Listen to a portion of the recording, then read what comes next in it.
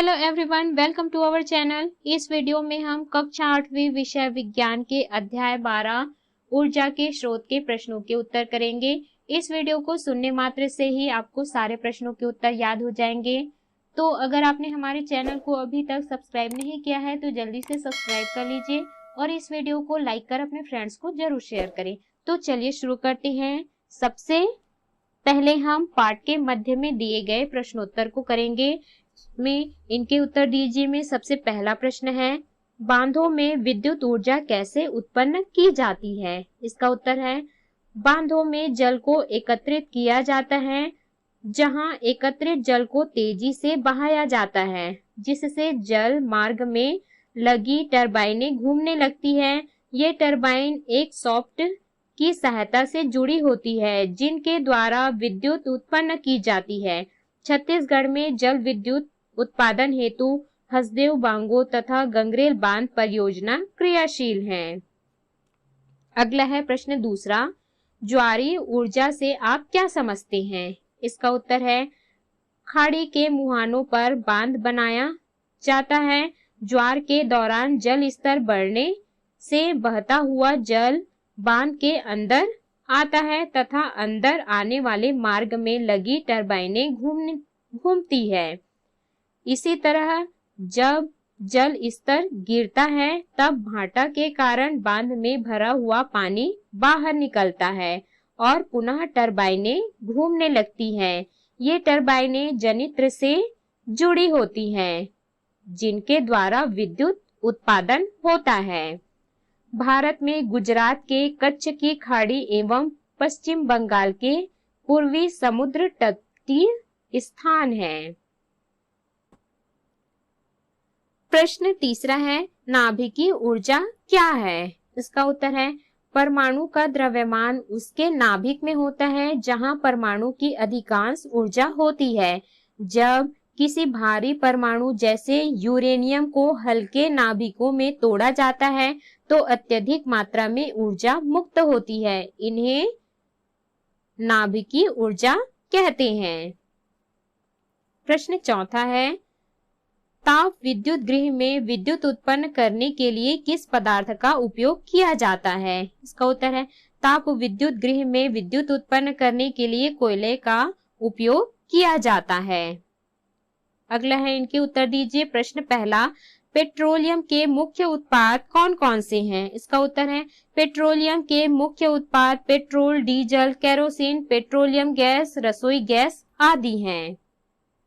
अगला है प्रश्न दूसरा, रसोई गैस को और किस नाम से जाना जाता है? यह किन गैसों का मिश्रण है? इसका उत्तर है, रसोई गैस को एलपीजी गैस के नाम से जाना जाता है, अर्थात द्रवित ब्यूटेन है जो कि अत्यधिक ज्वलनशील है। यह ब्यूटेन, प्रोपेन तथा एथेन गैसों का मिश्रण है। अगला है प्रश्न तीसरा, बायोगैस किन गैसों का मिश्रण है? इसका उत्तर है, बायोगैस मीथेन और कार्बन डाइऑक्साइड गैसों का मिश्रण है। अगला है, इनके उत्तर दीजिए। प्रश्न पहला है, सोलर कुकर के डिब्बों का रंग काला क्यों होता है? इसका उत्तर है, सोलर कुकर के डिब्बों का रंग काला इसलिए होता है क्योंकि काला रंग ऊष्मा का अच्छा अवशोषक होता है।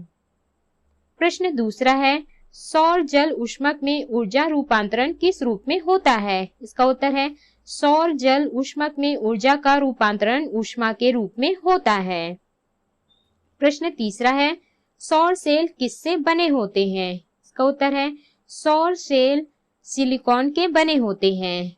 प्रश्न चौथा है, सौर जल ऊष्मक की नलियां तांबे की क्यों बनी रहती हैं? इसका उत्तर है, तांबा ऊष्मा का उत्तम सुचालक होता है।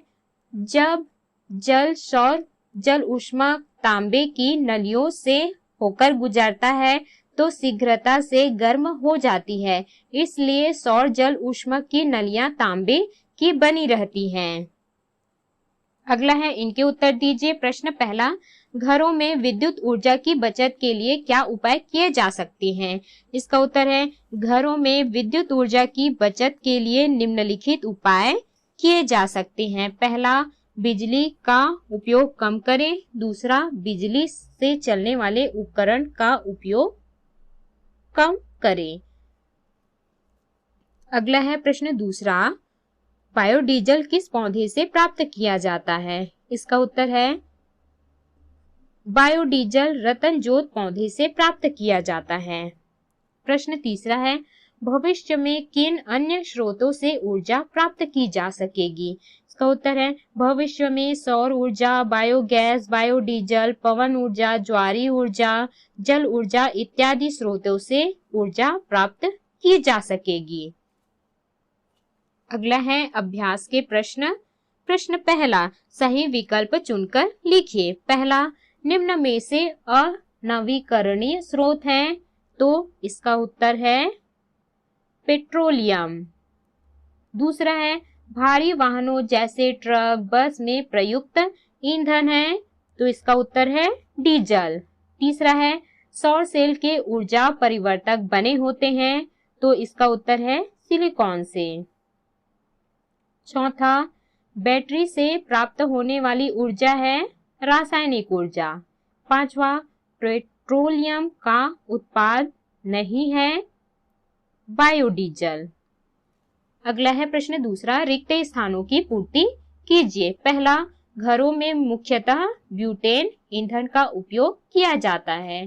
दूसरा, सोलर कुकर सौर ऊर्जा पर आधारित है। तीसरा है, कोयला ऊष्मीय तापीय ऊर्जा का स्रोत है। चौथा, गोबर तथा जल के मिश्रण में एक विशेष संयंत्र में बायोगैस तैयार की जाती है। पांचवा है, घरों में उपयोग आने वाला द्रव ईंधन ब्यूटेन है। अगला है प्रश्न तीसरा, उचित संबंध जोड़िए। यहाँ पर कॉलम अ और कॉलम ब में हमको उचित संबंध जोड़ना है। पहला है सीएनजी, तो इसका सही उत्तर है घ, प्राकृतिक गैस। दूसरा, समुद्र, ज्वारीय ऊर्जा, सोलर कुकर, सौर ऊर्जा, विंड फार्म, पवन ऊर्जा, बांध, विद्युत ऊर्जा। अगला है प्रश्न चौथा, निम्नलिखित प्रश्नों के उत्तर दीजिए। प्रश्न पहला, ऊर्जा के 4 विभिन्न रूपों के नाम लिखिए। इसका उत्तर है ऊर्जा के 4 विभिन्न रूप निम्न है। पहला, पवन ऊर्जा। पवन ऊर्जा का उपयोग पवन चक्की को चलाने में किया जाता है। वायु चक्र को घुमाती है। पवन चक्की आटा पीसने, पानी का उद्वहन करने या विद्युत उत्पादन करने के लिए उपयोगी है। दूसरा है सौर ऊर्जा। सौर ऊर्जा को उपकरणों द्वारा एकत्रित करके इसका उपयोग है। भोजन, पानी गर्म करने आदि में किया जाता है। भोजन पकाने वाला उपकरण सोलर कुकर कहलाता है। तीसरा है जल विद्युत ऊर्जा। चौथा है ज्वारीय ऊर्जा। प्रश्न दूसरा है, सौर ऊर्जा के क्या लाभ हैं?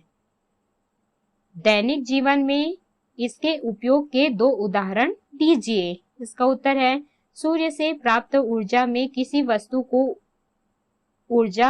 ऊष्मा प्रदान करने की क्षमता होती है। सूर्य की यह ऊर्जा जो प्रकाश और ऊष्मा के रूप में प्राप्त होती है सौर ऊर्जा कहलाता है। सौर ऊर्जा के निम्नलिखित लाभ हैं। पहला, सोलर कुकर के रूप में खाना पकाने में किया जाता है।